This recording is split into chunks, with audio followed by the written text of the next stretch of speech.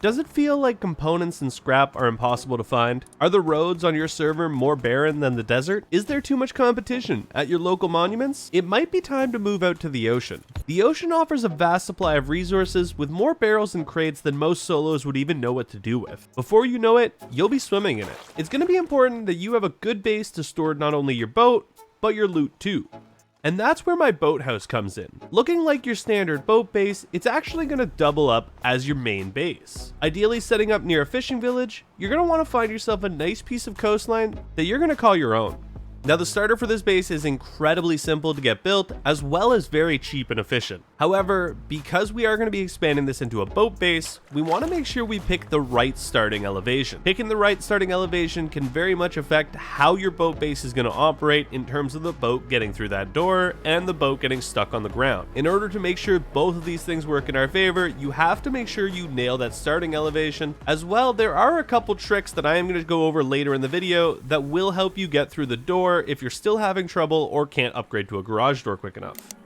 To start off, I recommend walking into the ocean until you reach about knee height, and then while staring out into the ocean, you're going to place your first foundation just slightly into the water like so, with those corner joists getting a little wet. And then you'll have the choice to make of either building out away from the land or towards the land. That'll partially depend on how low the land is beside that foundation, with you usually opting to go out towards the ocean instead. This is going to help make sure that our boat later isn't grinding on anything, and it's just going to make getting in and out of the base a little easier. Finally, just putting a triangle piece in the front for an airlock, we can go ahead and slap on some door frames, some walls, and upgrade the base.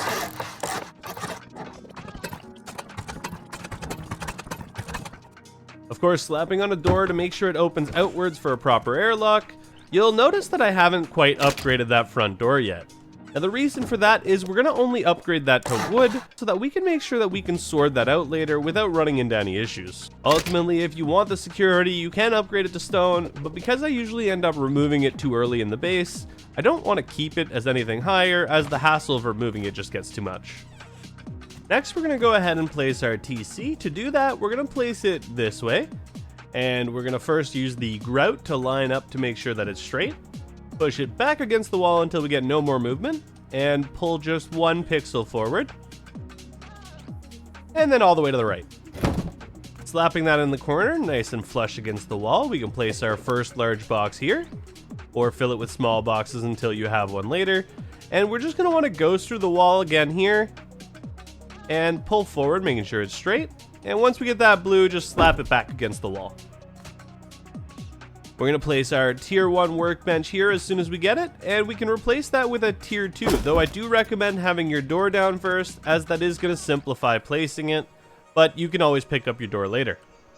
Now the temptation when doing something like this would be to build a triangle shelf here, and to do that you would go outside and build some extra foundation pieces and build onto it. However, if you were to place this triangle shelf here now, you would not be able to upgrade this to a tier 2. So I do recommend waiting until you are ready to go to a tier 2, picking this up and swapping it for that tier 2, and then building your shelf. Now I would advise that even if you have the tier 2 already, you wait to place the shelf until you have garage doors, because even with the regular doors, you're not going to be able to place it and swap them out with this workbench here, and you're also not going to be able to place this workbench back down once you place that shelf. For that reason, I do recommend whenever you do place that shelf, you keep it as wood. This is going to help make sure that whenever you need to, you can take a sword and remove this for less than the cost of a single sword. Of course, if you care more about space than anything else, you might want that shelf now, so go ahead and slap it down early. Again, these boxes might have to get picked up later if you don't have garage doors in this place early. Placing your boxes on top of the shelf is the same as down below. Now from right here, you should be able to reach all of your boxes, though sometimes requiring a little bit of maneuverability.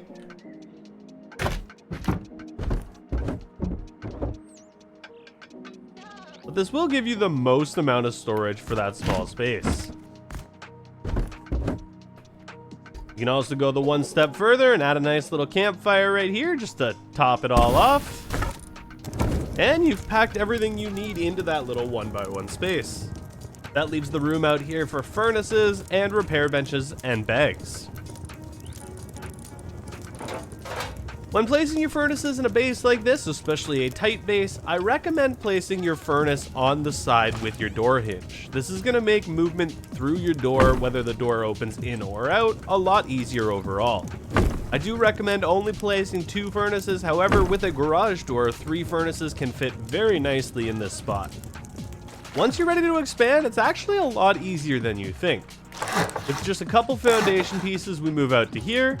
And we're actually going to skip this spot right here because it just doesn't add anything of value to the base. Instead, building the low foundation out here, upgrading that, and placing our double door frame.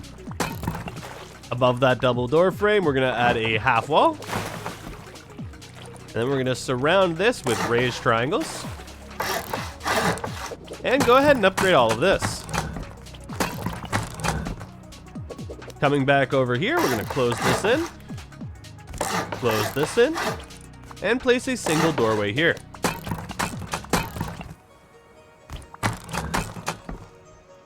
Next, we're just going to slap a roof on, and it'll be fairly secure for now. Now is a good point where you might want to grab your sword and start destroying this wall. It really shouldn't take much more than a single sword, and usually breaks before that. Once you've taken that out, we're going to replace all the slots in here with double door frames, as it's going to give us a lot more maneuverability through the base, and we're going to do the same right here.